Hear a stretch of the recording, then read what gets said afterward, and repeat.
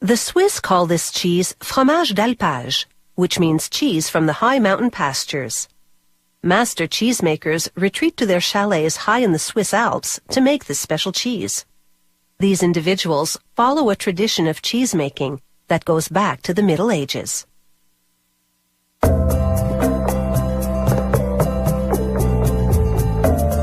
Fromage d'alpage is produced by cheesemakers who bring their cows high into the Alps for 5 months to this region of Gstaad, Switzerland. In the morning, they milk their cows for about 7 minutes using an automatic milking machine. Each cow produces around 10 liters of milk, which contains water, protein, and fat.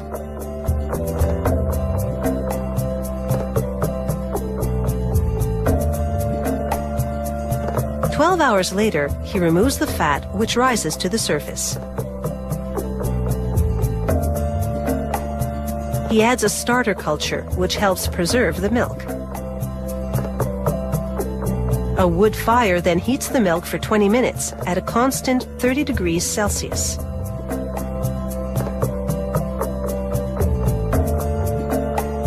He then adds an enzyme called rennet and more starter culture to the milk. After about 40 minutes, these active ingredients coagulate the milk into cheese curd.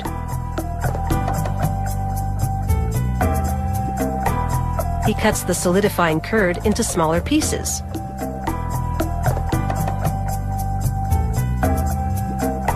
To maintain an even heat, he keeps blending the curd and the liquid together. He continues mixing and cutting the curd until the active ingredients separate the curd from the liquid, called whey. To make cheese, he will use only the grains of curd. An electric mixer then completes the separation.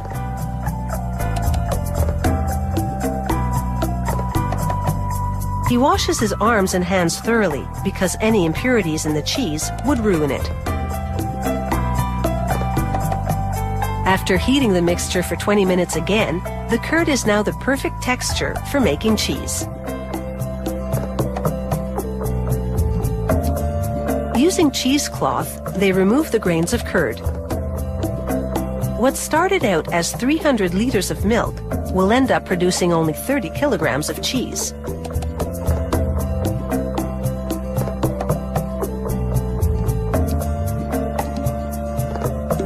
The cheesemaker stuffs the sack of curd into a mold and works out some of the whey. He then puts 3 molds filled with curd into a wooden press. And using a wooden block that distributes the pressure evenly, he squeezes out more of the whey.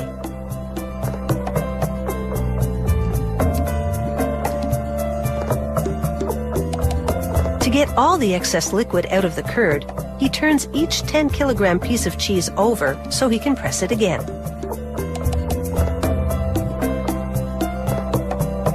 Too much liquid in the cheese would affect its shape and quality, so he does this a few times, then leaves them in the press overnight.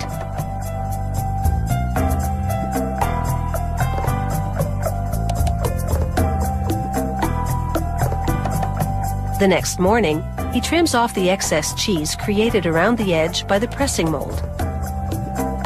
Like every step in this cheese-making process, this work is also done by hand. He soaks the cheese in salt water for 24 hours to conserve, harden, and intensify its taste.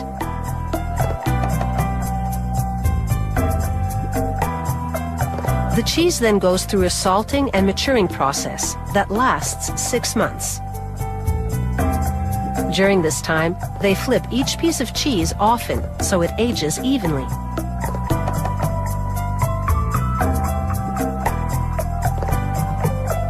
After a final surface cleaning, they put the 10-kilogram pieces on their sides to air dry.